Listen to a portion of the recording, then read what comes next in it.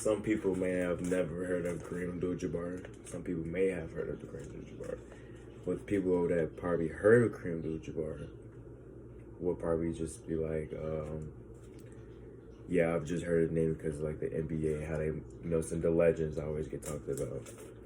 But I want to share more about that. I want to share more about Kareem Abdul-Jabbar and educate some people that don't know about him and some people that do know about him, things that they probably, never heard of, maybe heard of, But I want to, share some too. Because I've personally have looked up to Kareem Abdul-Jabbar as a legend, as a mentor myself. I use his legacy, his mindset. I use whatever he has, and I use it for myself because I myself is an NFL goal. That's my goal, is to go to the NFL. So I want to inform you guys about Kareem Abdul-Jabbar, his legacy, how he took his talent and his mindset and became successful throughout his life, on and off the court. My 3 main points I would be breaking down is the before Kareem Abdul-Jabbar, sorry about that, and how his maiden name, how he changed it. Second point would be, I will be talking about his skyhook, how that shot itself has changed the name of the game and is one of the unstoppable shots anyone can ever guard. At a 7'2", he's 7'2". Background knowledge I'll also break down is that how he filmed throughout his life, throughout his basketball career, on and off the court. Some things you may never know, but firstly I will talk about background. First name, Ferdinand Lewis Jr. And he's 7'2". He played 20 seasons. First got drafted by the Milwaukee Bucks. Then he got traded to the Los Angeles Lakers, where he wore 5 championships there, and he won 1 with Milwaukee Bucks. Secondly, I will be talking about how the reason why he changed his name from Ferdinand Lewis Alcindor Jr. to Kareem Abdul-Jabbar is because he converted to Islam because he believed in his religion.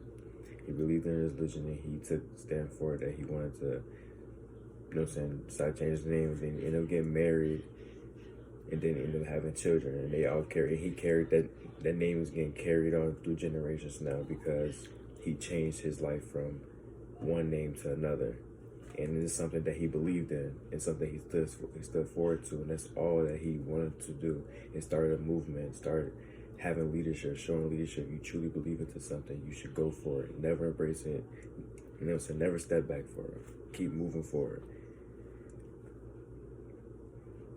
Skyhook shot. He tosses up at 7'2" over the net, and it's just cash money every time.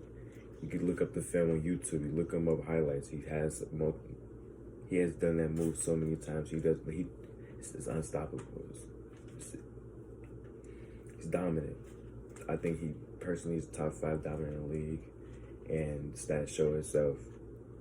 The record show itself. The championship show itself. The legacy, the leadership, how he did it, who he played with. He had phenomenal teammates around him throughout his career.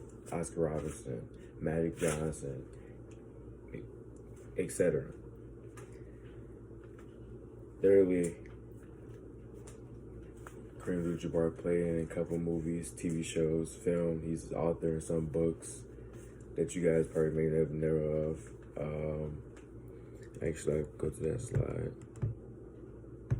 He actually trained with Bruce Lee, martial arts in one of the movie stunts, and most people would never knew that. They probably just heard of Bruce Lee because he's martial arts, obviously, but they never knew Kareem Abdul-Jabbar was in the movie too.